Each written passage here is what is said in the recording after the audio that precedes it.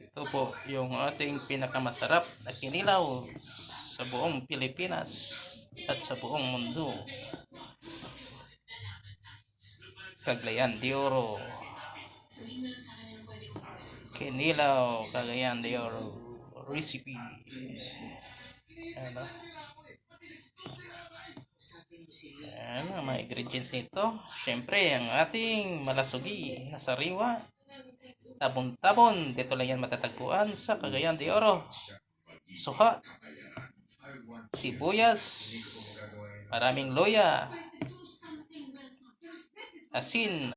Ating sukang tuba na maasim at matamis. Ang bahal.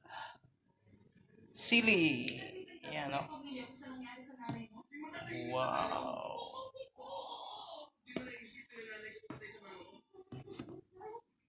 Konting